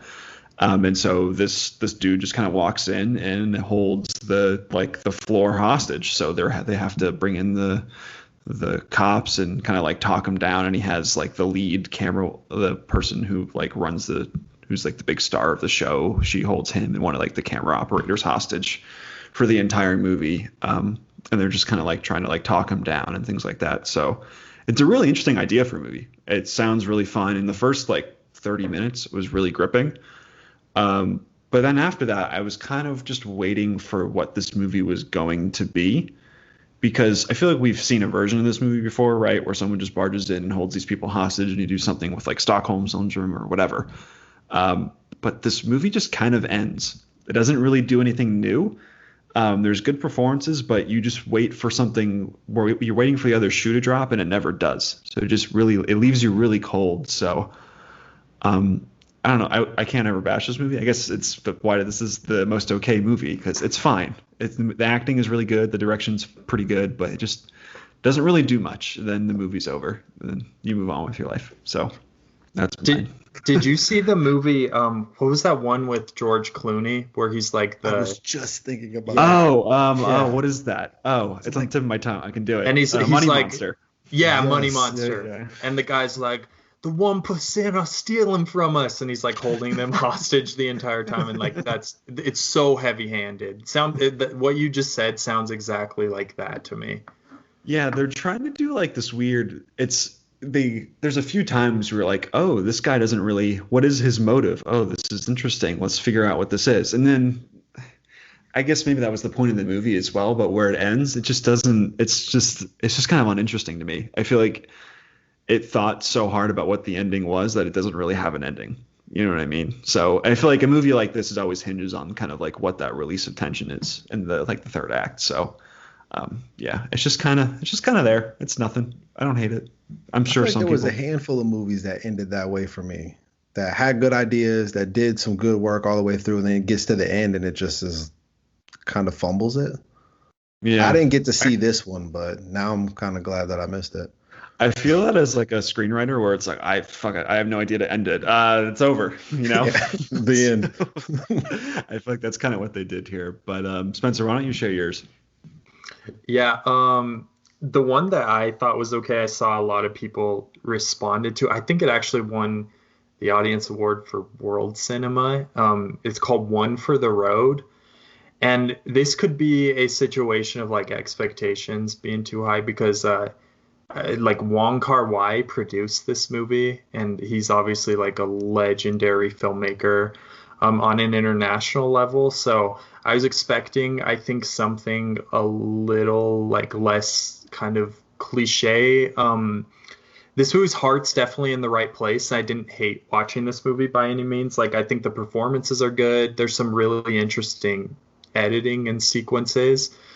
But ultimately, I just kind of like walked away from it kind of feeling like that's like it with this movie. I guess I just I don't know. I feel like the subject matter it's exploring has been done before and better. So I don't know. Like I wanted to love this movie and I kept trying to connect with it and I just never could, I guess, reach that. So one for the road. This was my first Sundance movie, and I wasn't able to get to Coda at 8. This was the first one that I watched. We're at odds again, Spencer. I like this movie a lot. And for me, it was more so of the tale that it had with me after it was over. So I thought about this movie a lot, waiting for more movies to be able to watch. So I had a lot of time to think about it. And it hit me more after. I enjoyed it at the time. It does drag a bit, but I was able to find some really, really interesting and I found it to be profound explorations of this idea of forgiveness and closure, which a lot of movies dive into this. It's not a new territory. The thing that I found, I don't want to say wholly unique, but different to this story was he wasn't always painted as the good guy. He wasn't always granted forgiveness. He wasn't always granted the closure that he wanted. I think the dream sequence at the house was probably the best. That is when the movie really turned for me. And you got to see like he wasn't going to always get what he wanted. And so for me, it was more so of the exploration of what this forgiveness and closure costs everyone, not just the person that's seeking it. So what does it cost the people that you're getting it from? Is it worth it? Is it, can it wreck them? You seeking forgiveness and closure, could it wreck the people that you're trying to get it from and cause even more harm in that way? And I think those ideas are powerful. And so for me, that worked because I was able to kind of attach myself to those things as it went on. I do want to watch it again, though, to see if they hold up in the film or if it's something I got to think about when it's over. Because if you got to think about it for hours when it's over, then it doesn't really work that well. So I want to see if it does, if those things come across clear just right there on screen. But I really enjoyed it. I saw the 2 hours and 20 minutes for this movie and I said nope. Just I guess to continue the theme of the short movies for me. But yeah, I did want to see it because I Spencer, along with you, I saw that Wong Kar-wai was involved. So I was like, oh, that sounds really interesting to me. But yeah, I'd like to see it at some point. I don't know if that movie actually got bought, but who knows? So I mean, Aubrey, why don't you? Sorry, I guarantee you it's going to be really, really big in China for sure. I think it's going to be like a huge crowd pleaser over there. So it'll be out in some form, I guarantee.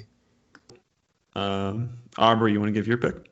So mine's Land. I almost forgot, which tells you everything you need to know about. I honestly almost, I'm glad Spencer says them because I didn't have anything when you first came to me. Mm-hmm. I was like, wait a minute, what I don't even know what we're talking about anymore. Land so I'm shout my wife out. She watches these movies. I don't know why I just did that. Shout my wife out. She watches these movies with me. She loves movies. And she has this way of doing this where I'll be like, we'll watch a movie. I'll look at her and she'll go, it was fine. And then just completely forget it. and she'll never mention that movie ever again. That's how I felt when this one was over. Like, it's good. It's well made. Robin Wright does a good job. It's about her suffering like a tragedy with her family. So she goes and lives off the grid in Wyoming. I only know it's Wyoming because I just read it in IMDb. It's this movie is, I don't want to sound like I'm shitting on it because it's good and people will find, I think there's an audience that will really enjoy it. Seeing a woman like kind of find herself and change her life around and do all that stuff is really powerful. And it's a good thing and that needs to be told.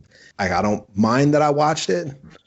It's like I said, it's well made and well acted. The only gripe I have is Kim Dickens couldn't get a little bit more time. I like Kim Dickens. I'm a fan of Kim Dickens. We couldn't find my girl a little bit more work to do. She's there for like one scene in a phone call. That's my only real complaint.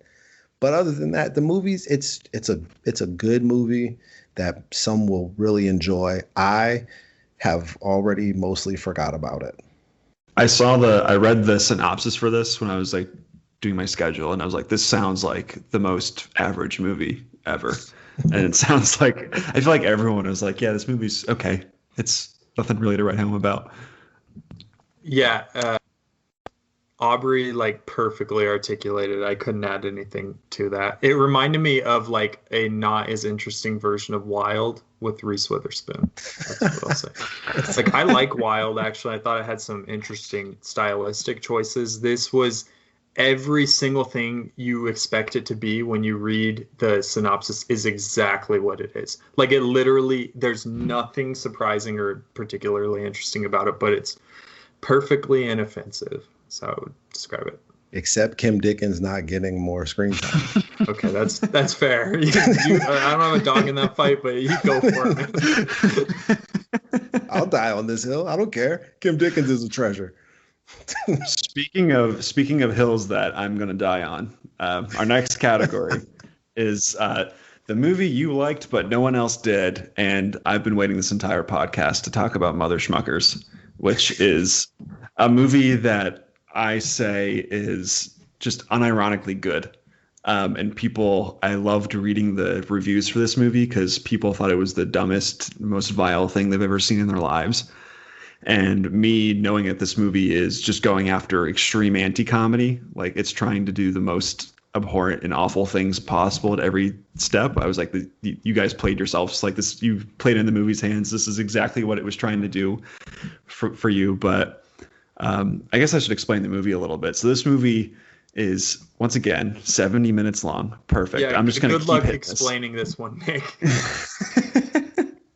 So basically, I feel like we're doing Prisoners of a Ghostland again. It's basically about two really stupid, really sweaty, and also starving brothers, which is it's very, very weird. They're just very gross looking. They have a dog, and it's named January Jack, I think.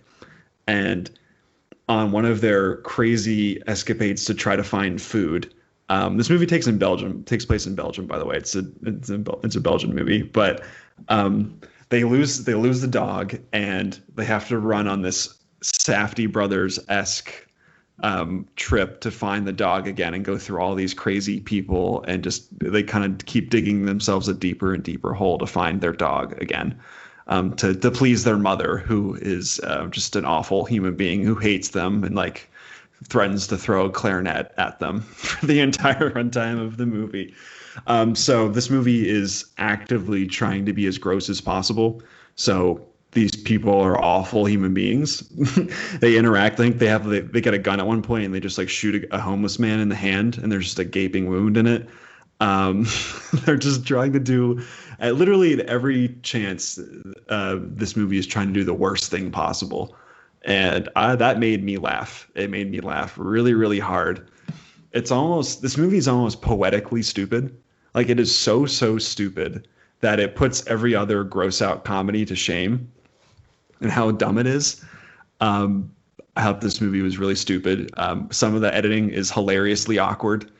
Yeah, it's just people yelling at each other and being really awkward and sweaty and gross for 70 minutes. I thought this movie was really, really funny.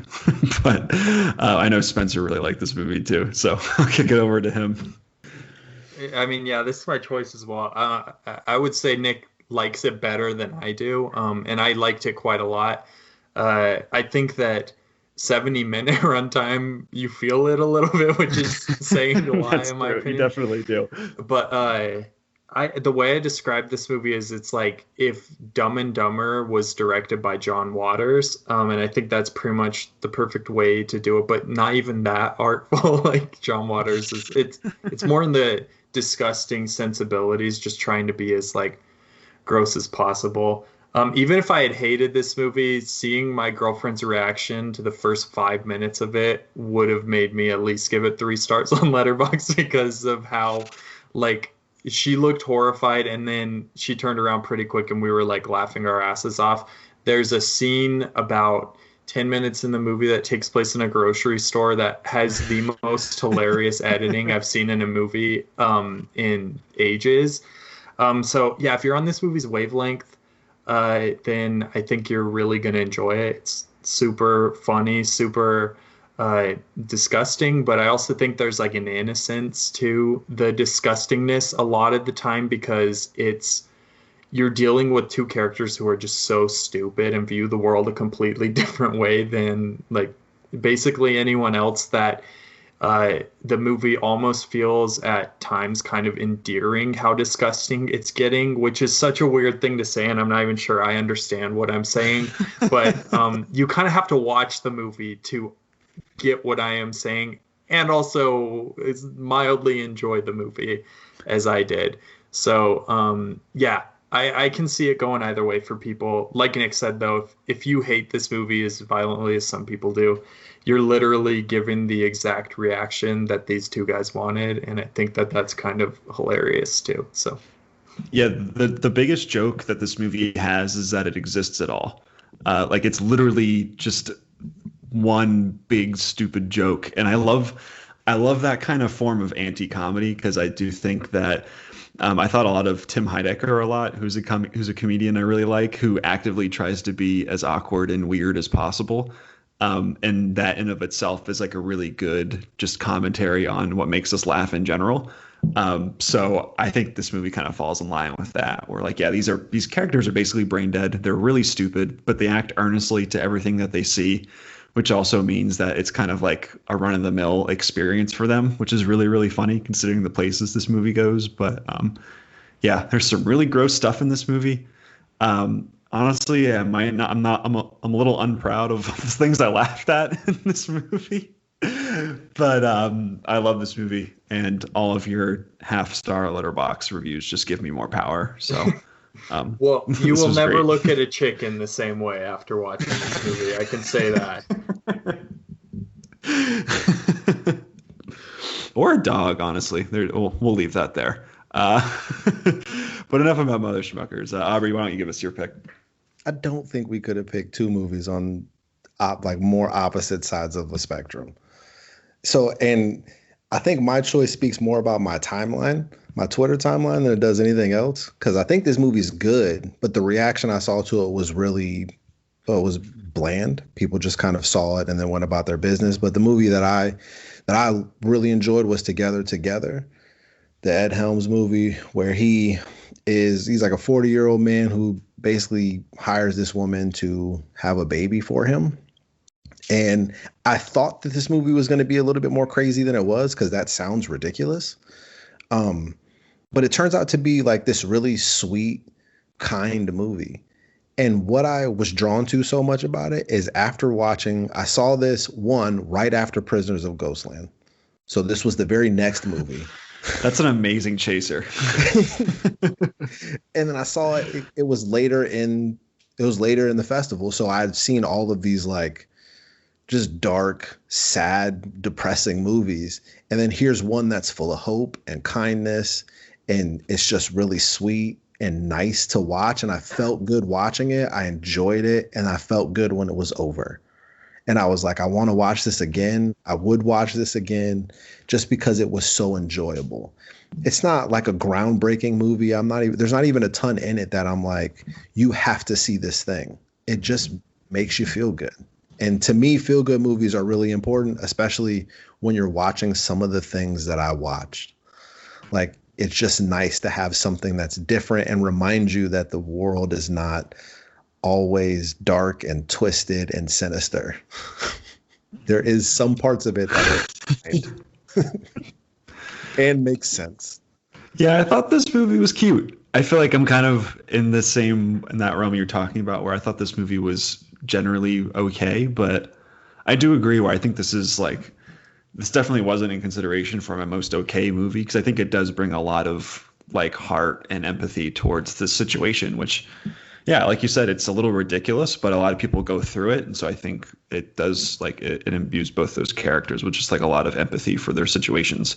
And yeah, it's basically just Ed Helms, who's the guy, and Patty Harrison, who I thought was amazing in this movie. Yes. Just kind of talking and just building their relationship for an hour and a half. I don't think anything was too revolutionary about this movie, but it is really sweet, and I think it does share like a version of life that we don't see a lot on screen. So I agree with you. I think this movie was nice.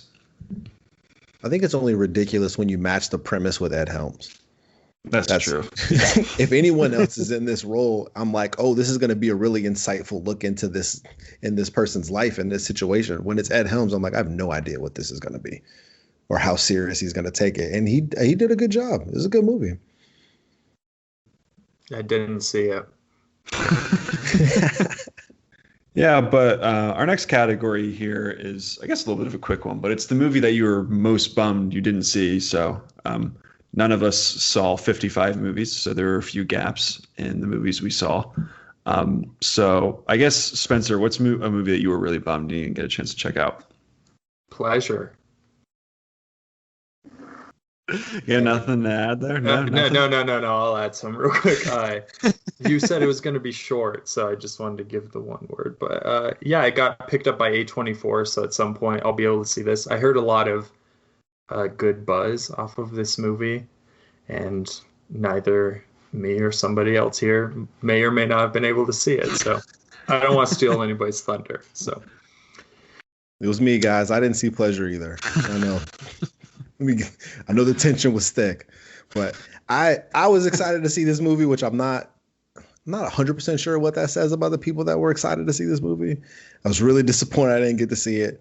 I am looking forward to seeing it, and the buzz, the way people talked about it. So some of the stuff I saw is that I found interesting wasn't just that the movie was good, but it was more so of like that it was a bit tough to watch, because it was so like it was authentic and it seemed like a real exploration of that. That intrigued me even more, just because what interests me is a look into something that I would never normally get to see a look behind.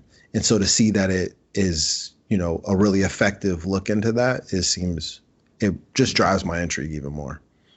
Yeah, it feels like it's a match made in heaven that A24 bought this movie. So hopefully a lot of people do see it. But yeah, I saw this movie. I won't say much about it, but it's really good. It really deals with consent in a really interesting and provocative way. So yeah, the movie is really, really good. The lead performance is amazing. But the movie I didn't get a chance to check out that I'm really bummed about was Summer of Soul, which was Questlove's documentary, which was it won all the awards. It looked really, really cool, basically as a concert doc. It looked really neat, and I was trying to check it out on the last day, but I ran out of time and watched Jockey instead. So I chose wrong, it seems like. Is this where I get to brag because I got to see this movie? Go right ahead. I'm not going to spend forever talking about it. It did win all the awards. It's a really good movie. I think it'll reach, if it really depends how interested you are in what it is that they're going into, which I mean is true with any documentary, but it's like half concert, half documentary. Like you get to experience the actual like event that they're documenting. So I thought that was pretty cool, and how it blend together was pretty cool too. It's a solid documentary. Questlove is just a super talented dude, so I like to check out anything he does. My wife was like, "Could you imagine being like so talented that you did this in your spare time?" Did you guys see his reaction to winning like the best documentary? It was so funny. Yeah. He's literally just driving to work and he's like, "Oh shit, I didn't even know you guys handed out awards. Like, this is so crazy. I was not prepared for this." Like, it was so funny. It's like, now I wish that I had like caught this movie. So yeah, I'm bummed I didn't catch it either, Nick. Yeah. I think it's headed to, I think it's Searchlight Pictures bought it, the artist formerly known as Fox Searchlight, but it's going to Hulu soon after that. So people will get a chance to see it. But we'll move on from there. This next category is kind of a cheat, but it's our catch-all category because we just wanted to talk about a few movies that we really couldn't fit into our other categories. So Aubrey, why don't you give us a rundown of a few movies that you just want to quickly mention? So we talked about a bunch of them already. On the count of three, Cusp, Coda.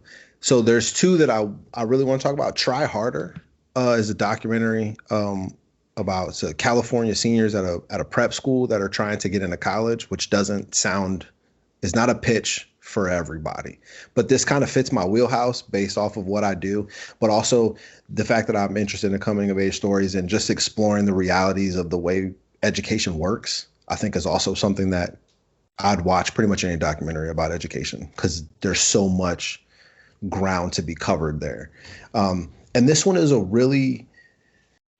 it's a strong document of a different perspective of education, which is why I like this so much. Because even as a teacher, even when I'm talking to people ask me about like, they want to hear the stories about, the rough stuff or kids or how bad they are.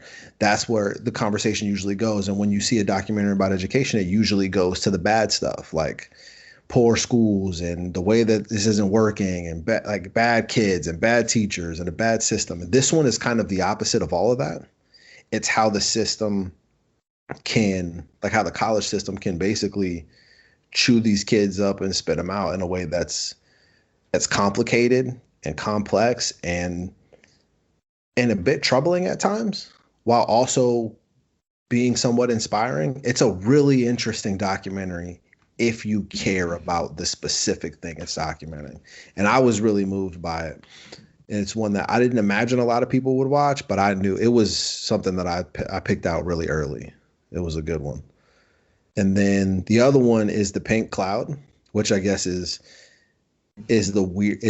my brand of weird. Like this as soon as I read the description, I was like, I'm in. This sounds crazy. And my wife was like, I'm out. I don't want to see that or even hear about it. It takes a bit of a different turn because we're in a pandemic now. So the filmmaker made a point to talk about how they made this pre-COVID. And so basically just the description is, after a toxic and mysterious pink cloud appeared, Giovanna finds herself stuck in a flat with a man she just met, changing her life in a way that she never expected. And that pitch alone is interesting to me, but the way that they go through it, how much time is covered, how they deal with the circumstance that they're in, I found to be really interesting, especially in the midst of the pandemic that we're in now. It was a little weird in the third act. The story kind of lost itself a little bit towards the end for me, but I really enjoyed it. It's a really good movie. Yeah, those were two that I really wanted to check out, but just whatever. Just couldn't get a chance to see it. And I was really bummed about it. But I had a few. I actually have 4 movies that I quickly want to mention here. All of them are movies that I liked and I think have rose in my estimation since I saw them. So the first one is Passing, which is Rebecca Hall's directorial debut, which is about two characters played in the 1920s. It stars Tessa Thompson and Ruth Negga, who Ruth Negga's character passes as white.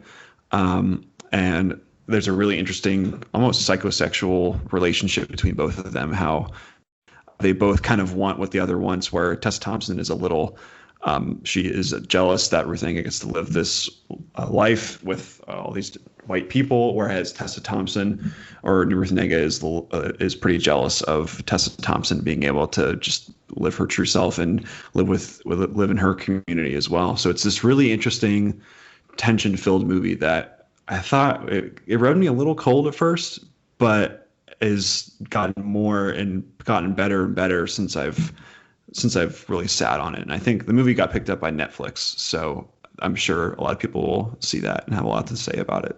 But yeah, that one was really, really terrific. The next one I wanted to quickly mention was The Dog Who Wouldn't Be Quiet, which I don't even know how to describe this movie, but it's 70 minutes long, and it's a slice of life movie that basically runs into a pandemic world-ending movie, and with like 20 minutes to go. It's a very bizarre movie, which I really liked and I thought was really fascinating. So that's another one. I Was a Simple Man was a really atmospheric, just contemplative existential movie that I really enjoyed, about a Hawaiian man who's basically on his deathbed and just contemplating his entire life, and his dead girlfriend comes back to visit him. I thought it was a really terrific movie. I don't think people liked it as much as I did, but I really liked it. And then the last one I mentioned before was The World to Come, which stars our boy Christopher Abbott as the worst husband ever. Just a terrible dude, but it's a relationship between Catherine Waterston and Vanessa Kirby, and they're just amazing at it. And Casey Affleck is also really good in it as well as Catherine Waterston's husband. So all of those are just movies I can't recommend enough. But yeah, that's kind of the movies we missed out on, or I guess the movies we really liked. I have one to add, actually. One real quick. Coming Home in the Dark. It was a midnight section movie from New Zealand, actually. Did either of you get the chance to watch this one? No. Oh, man. This movie, like, keep this on your radar for sure. It's super, super brutal and, like, upsetting, but it kind of, in some ways, reminded me of No Country for Old Men, which obviously is, like, this great thriller. Mostly because it follows through a lot of the film, it follows like this absolute like cutthroat psychopath. And let me just real quickly look up the actor's name who plays him, because he was like extraordinary in the movie. Daniel Gillies, I believe his name is. He plays the villain, and he is just like so creepy and gross, and he chills you to the bone. So I'd say that that's the thing I took away most from this film, but totally think that this film is worth seeing. If I'm not mistaken, it's the debut of this director, and I am so curious to see what he does next. Like, it was really, really something. Yeah, that one sounded really cool. Just another one I just didn't get a chance to check out. But it was like a conflicting time for me. I think I watched a glitch in the Matrix instead. So I would have actually preferred to see what you were talking about. Yeah, I saw Glitch in the Matrix, and I could tell you should have watched Coming Home in the Dark for sure. Can I add one more real quick, though? Mass. Did you guys get to see Mass? I didn't see Mass. I saw Mass, yeah. And so Mass is a movie that I think is good. I think it's a really interesting topic, having, two parents of victims of a school shooting basically confront each other. I think it turns into a really interesting political argument. Where it fell flat for me is I don't know how good of a movie it is, as opposed to like just a couple people sitting in a room. And so the love that I saw that it got across my timeline was a bit surprising. So I just wanted to get a gauge for what, you guys thought, or what maybe you guys heard about it. Because I thought the movie was more interesting than it was good. I think what really sells Mass and what people will probably take away from it has 4 great lead performances. And it's essentially a play, which is kind of why I feel like you were alluding to, it takes place primarily in one room. And in that one room, it's just a conversation. And it did feel, obviously it's a very politically charged movie. And with me, when you're talking about gun control, you're preaching to the choir. So I don't think really for most people who are already on the same page, it's totally necessary. But I agree with you. I don't think it's like, it didn't blow me away or anything. It wasn't like the movie of the fest. But I definitely got something out of it. I would say I enjoyed it. Well, maybe not enjoyed it, but I appreciated it. Yeah, that's a good way to put it. Yeah, all I've heard is basically kind of that, good performances, but the movie itself is a play. So we will move on to our final category, which we all have the same movie. I don't know if that's anticlimactic or climactic, but either way, we all shared the same favorite movie, which was Judas and the Black Messiah, which I guess when this pod drops, this movie will be out on HBO Max, which I think is really cool. That I guess normally movies don't use Sundance as like a stepping stone to release immediately like they do with some other festivals. So I thought this was kind of cool that everyone can see this movie now. But yeah, this movie's a freight train. I hope this wins all the awards. Yes. I guess, yeah, this movie's it just kind of just knocks you over. It's so powerful and good. Yeah, this movie's unbelievable. I feel like this is a cheat answer because when you say bet, I just feel like this is the end. You almost have to remove it to talk about Sundance because this is just I know the feeling that we had when this movie was that time. We like sat down and it was just one of those when me and my wife looked at each other and we're like, yep, we're about to watch Judas and the Black Messiah. Like, and then not to say that I live up to expectations, but it blows you away. It just from the jump, it just moves forward with this pace and intensity that is incredible. And Daniel Kaluuya is different. He is different in this movie. Like,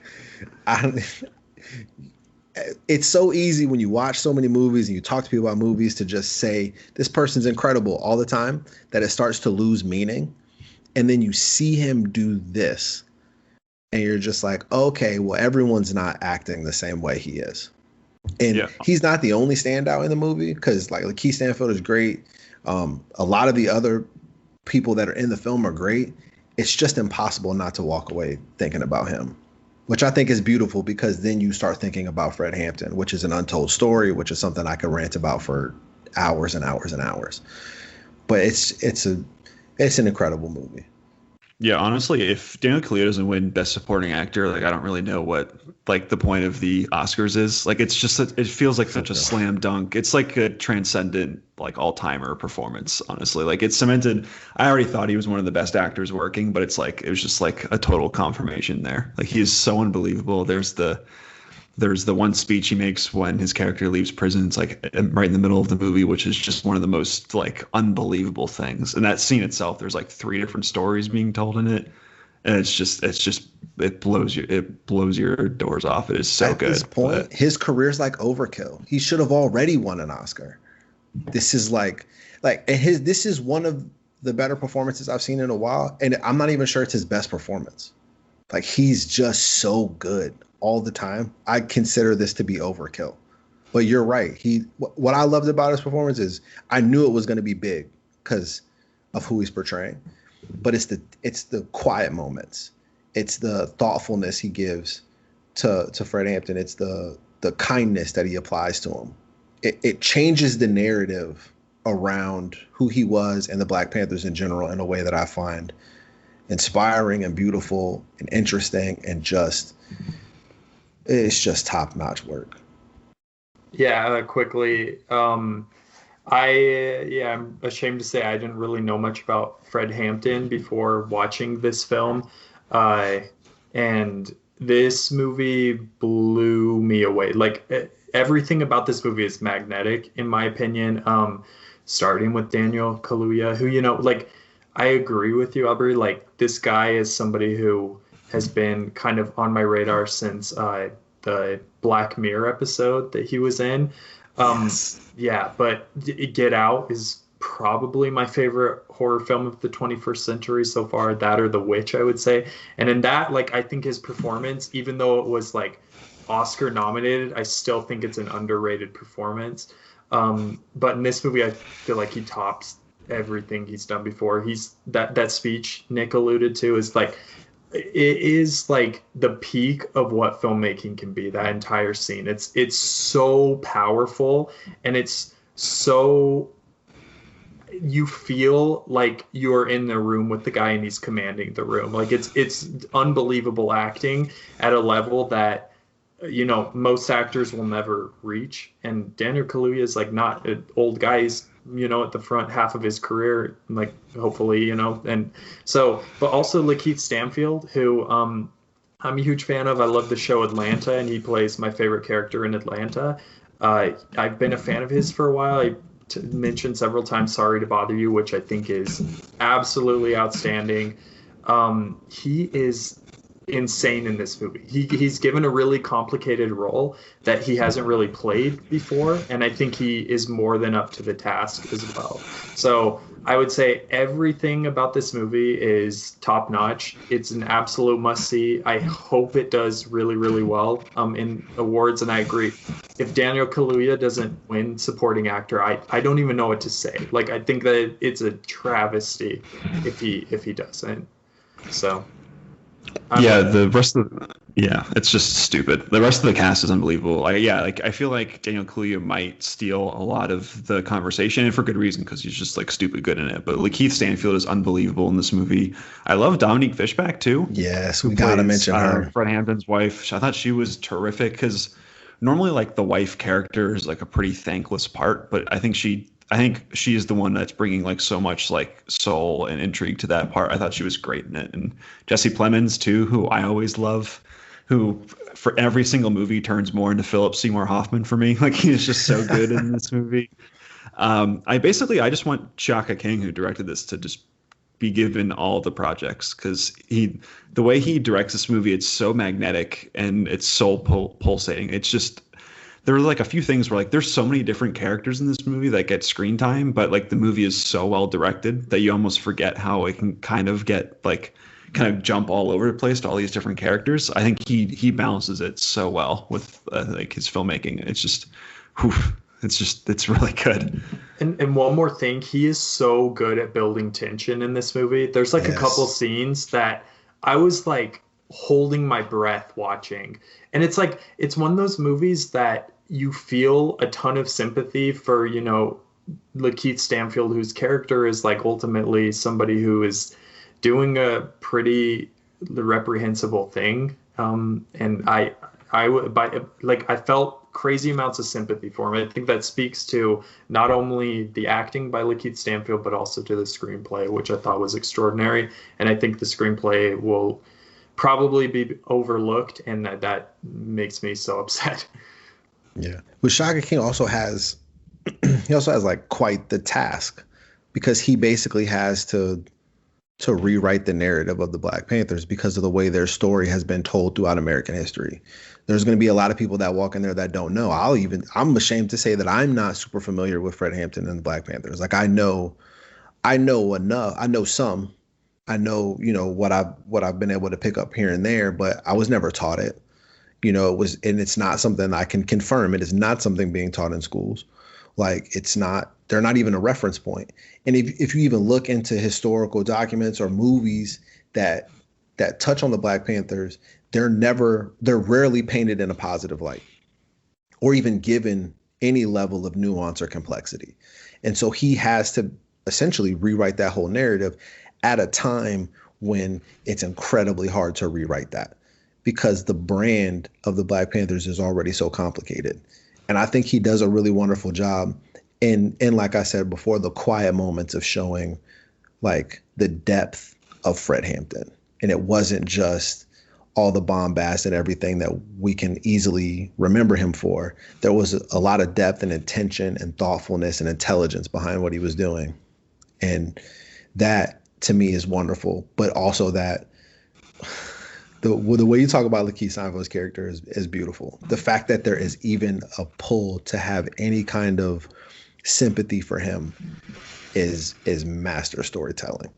Yeah, it's just, this movie is, I think it's so nuanced in so many different ways. And I mean, I feel like it's such a crutch to say like the movie that takes place in the past has so much to say about today, but it's like this movie has like everything. Like, it's just everything that's happened in the past like year or so, especially on the heels of Game Stonk. There was conversations of capitalism versus socialism that I thought were really interesting in the movie. Yeah, there's just so much stuff in this movie. Everybody has a little bit of nuance. Jesse Plemons' character, I think, has a lot to him. It's just I kind of wanted this movie to be longer. I was kind of hoping it would be like a 3.5 hour, like Godfather-esque epic. I thought like that would just sound like the most amazing thing to me. But as it stands, it's just, yeah, it's stupid good. I hope everyone sees it. Great title.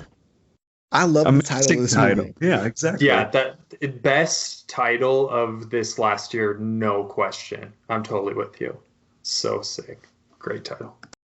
Yeah, I want everything for this movie, and I hope it sincerely gets everything, because honestly, it runs in every single Oscar category you could think of. There's like a good addition to throw in there for the nominations, but yeah, this movie's a tidal wave. So I can't recommend people see it enough. But yeah, I think that about wraps it up for this time on the MovieBabble podcast. I feel like we've talked Sundance to death. So thank you both, Spencer and Aubrey, for coming on. I really appreciate all that you do. You guys are the best. Oh, thanks for having me. I had a blast. Until the Kissing Booth Part 3 spoiler cast, I guess we'll have to wait. I can't wait. I have to prepare for that. I have to do like a Rocky-esque, just like training for that, because I don't know if I can. I'm not up to that level yet. But yeah, until next time, be sure to check out the rest of our content out on moviebabble.com. Follow us on Twitter, Instagram, all that good stuff. And yeah, until next time, thank you for listening.